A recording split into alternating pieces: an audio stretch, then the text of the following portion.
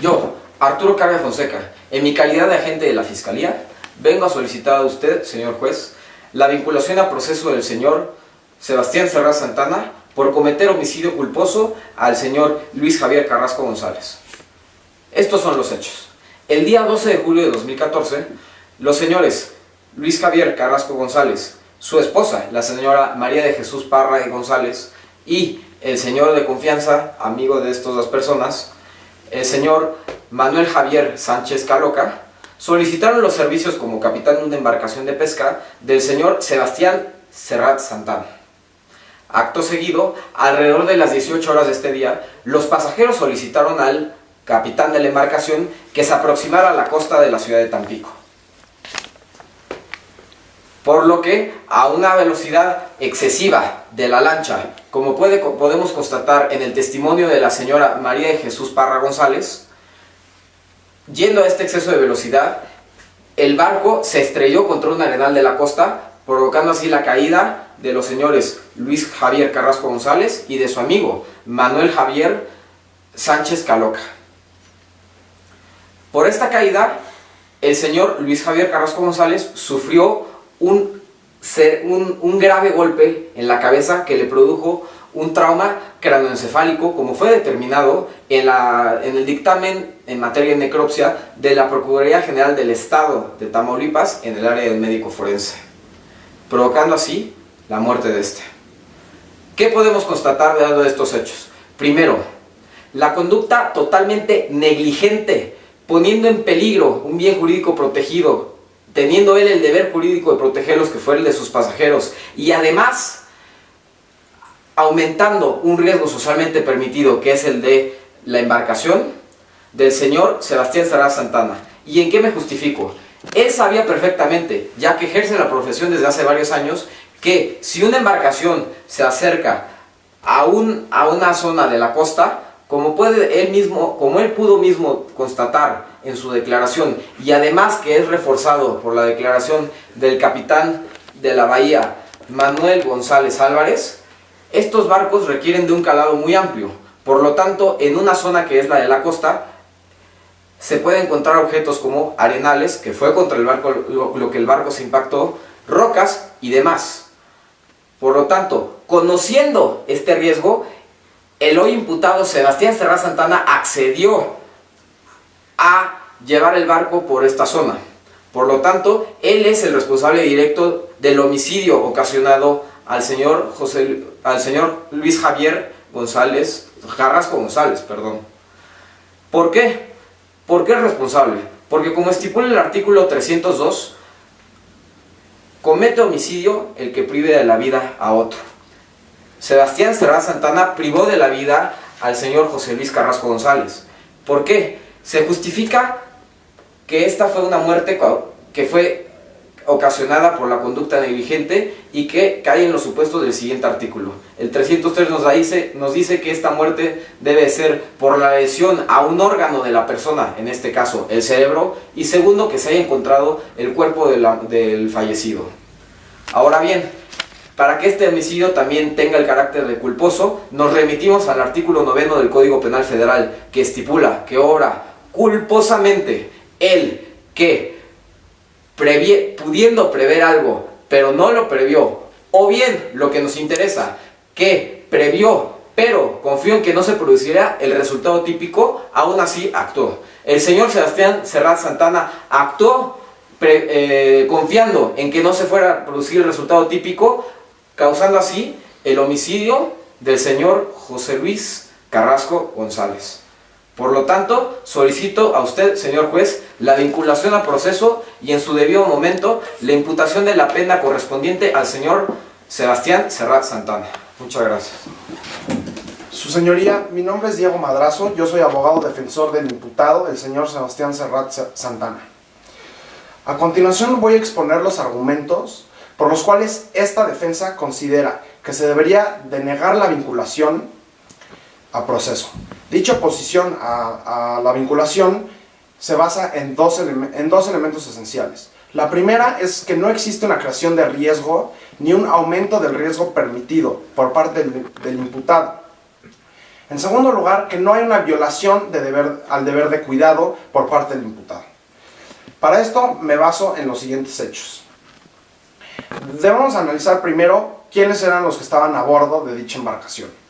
Estas personas eran Manuel Javier Sánchez, la cónyuge del fallecido, la señora María de Jesús Parra González, el fallecido Luis Javier Carrasco González y por último el imputado, el señor Sebastián Serrat Santana. Debemos de tomar en cuenta que tanto el fallecido como Manuel Javier Sánchez estaban en estado alcohólico. Esto llevó al fallecido a hacer amenazas al imputado para que éste se acercara a las costas, quien primero dijo que era peligroso y no lo hizo, pero después con las amenazas procedió cuidadosamente a acercarse. No hay una violación al deber de cuidado porque el acercamiento a las costas fue de manera cuidadosa, con una velocidad razonable y siempre checando que el plotter ni las cartas náuticas señalaran ningún objeto riesgoso. Esto es de extrema relevancia para este caso y esta defensa ruega a su señoría que tome en cuenta que se utilizaron todos los medios electrónicos para asegurarse de que no hubiera ningún objeto que pudiera poner en peligro a la embarcación. Con respecto a las declaraciones de la señora María de Jesús Parra González y el capitán del puerto, podemos decir lo siguiente. La señora María de Jesús Parra González dice que la velocidad de la embarcación era bastante fuerte. Sin embargo, debemos de tomar en cuenta que ella no es una conocedora de navegaciones náuticas y en simple vista ella no puede saber cuál es la velocidad y si esta es suficiente para causar un resultado como este. Por parte de la declaración del capitán del puerto podemos decir que no es relevante para los hechos que se dieron dentro de la embarcación. Él nada más estaba presente después que se da la muerte, pero durante el impacto y durante la navegación él no estaba presente, por lo cual su señoría no debe de considerar como determinante esta declaración. En conclusión, podemos decir lo siguiente: no se violaron los deberes de cuidado y por lo tanto no se cayó en el supuesto de hecho del artículo 302 y del artículo 9 del Código Penal Federal. Por lo tanto, no hay homicidio culposo y su señoría debería de considerar desechar la vinculación a proceso. Muchas gracias. Yo, Ernesto Silva González, en calidad de agente de la Fiscalía, solicito a su señoría el juez que conforme al artículo 157 del Código Nacional de Procedimientos Penales se impongan medidas cautelares al imputado, el señor Sebastián Serrat Santana, para que bajo el artículo 19 del Constitucional se garantice su comparecencia en el juicio y se asegure el debido desarrollo del proceso. Siempre y en todo momento, tomando en cuenta el principio de proporcionalidad previsto en el artículo 156 del Código Nacional de Procedimientos Penales, esta Fiscalía propone que el juez solicite la imposición de las siguientes medidas cautelares. Primero, la presentación periódica del demandado ante el juez con un mínimo de 2 veces por semana, prevista en la fracción primera del artículo 155 del Código Nacional de Procedimientos Penales. Segundo, la prohibición de salir de la ciudad de Tampico por parte del imputado sin previa autorización del juez, prevista en la fracción quinta del artículo antes mencionado. Y por último, la colocación de localizadores electrónicos prevista en la fracción 12ª del artículo ya antes mencionado. Después de realizar un riguroso análisis sobre el riesgo que representaría la no imposición de medidas cautelares, la Fiscalía justifica su petición con base en los siguientes argumentos. Primero, tomando en cuenta el testimonio de la esposa de la víctima, la señora, ahora viuda, María de Jesús Parra González, quien en su declaración manifiesta que una vez ocurrido el accidente y una vez que salieron disparados su esposo y su amigo, el imputado, en vez de intentar de alguna forma rescatarlos, procedió a desplegar una lancha inflable en la que se subió intentando huir, y fue solo gracias a la intervención de la Capitanía del Puerto que lo lograron sujetar el tiempo necesario para luego consignarlo a las autoridades correspondientes.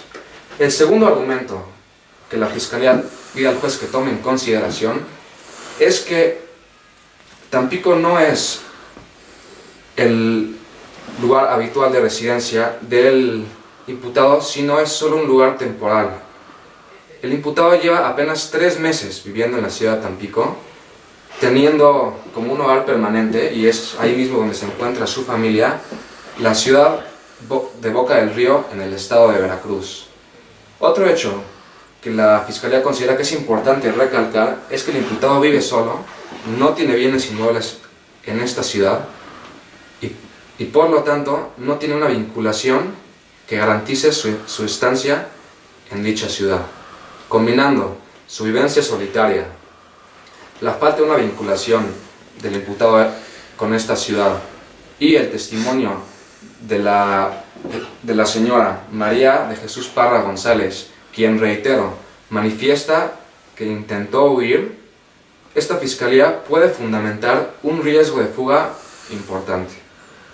Como conclusión, reitero mi solicitud al juez sobre la imposición de medidas cautelares, siendo estas no solo proporcionales al cargo de homicidio culposo por el que se le imputa al demandado, sino también necesarias para su comparecencia en juicio y también para que la expedición de justicia pueda ser posible. Mi nombre es Fernando Iracheta. Y en calidad de abogado defensor del ahora imputado Sebastián Serrat Santana, demostraré que las medidas cautelares solicitadas por la agente de la Fiscalía no son solamente improcedentes, sino que necesarias. En primer lugar, me gustaría referirme a las supuestas acciones de fugas emprendidas por el imputado, ya que se refiere a que él intentó huir. Esto lo desmentiré basándome en 3 situaciones. En primer lugar, el testimonio del mismo imputado. En segundo lugar, en el testimonio del testigo capitán de puerto, Manuel González Álvarez. Y en tercer lugar, en la opinión de la Unidad de Medidas Cautelares del Estado de Tamaulipas. Refiriéndome al testimonio del imputado, él, al momento del choque, se da cuenta que el diésel sale de la embarcación, al mismo tiempo que el agua entra. Teniendo esto en mente, él se da cuenta que lo más importante en ese momento es salvar tanto a los pasajeros como a su persona, tratando de evitar una desgracia mayor. Por tanto, infla el bote y saca a todos en este momento. Esto es corroborado por el capitán del puerto al decir que lo más importante en ese momento era sacar a todos de ahí. No emprende una acción de fuga. Si se le ve un poco nervioso, un poco, ¿cómo decirlo?, perturbado, es porque estaba en shock. Acaba de sufrir un accidente, tenía una persona, la cónyuge del fallecido, gritando, no sabía qué hacer. En tercer lugar, me gustaría referirme a la opinión de la Unidad de Medidas Cautelares del Estado de Tamaulipas, que refiere, con fundamento en el artículo 165, crea una evaluación de diversos aspectos, tanto sociales, económicos como de historial penal, que no existe un riesgo de fuga. Esto basándose en que, en primer lugar, el ahora imputado es una persona honesta, con un trabajo estable, se puede decir que con estudios. No tiene ningún tipo de antecedente penal. No es adicto ni al alcohol ni a cualquier tipo de droga. Es más, es un hombre de familia. Un hombre con una esposa y un pequeño hijo a los que tiene que mantener. Que si bien no vive con ellos, mantiene una relación de amor y comunicación constante. Y no solamente con ellos, sino con una familia de 4 integrantes. Todos ellos viviendo en Boca del Río. Toda esta evaluación, repito, arroja el resultado de que no constituye un riesgo de fuga ni ningún otro tipo de riesgo que implique una imposición de medidas cautelares. Por lo tanto, el principio de proporcionalidad e idoneidad establecido en el artículo 156 del Código Nacional de Procedimientos Penales es totalmente violado. Ahora, más específicamente, refiriéndome a las 3 medidas cautelares solicitadas por la gente. En primer lugar, establecida en la fracción primera del artículo 155 del Código Nacional de Procedimientos Penales, que solicita que el imputado se presente como mínimo 2 veces ante el juez a la semana. Esto es algo totalmente impráctico e innecesario, ya que el imputado tiene un trabajo que requiere que esté presente a su empleador el mayor tiempo posible. Se le otorgan horarios fijos sin que él pueda decir nada al respecto, repitiendo que no existe un riesgo de fuga. En segundo lugar, la fracción quinta del artículo 155 de la cual se le pide al imputado que no pueda salir de la ciudad de Tampico sin autorización del juez. Repito, esto de igual manera es impráctico e innecesario. En primer lugar, porque el empleo del imputado, un capitán de navío, requiere que salga de la ciudad de Tampico, que se adentre en el océano. Y repito, innecesario, ¿por qué? Porque no constituye un peligro de fuga.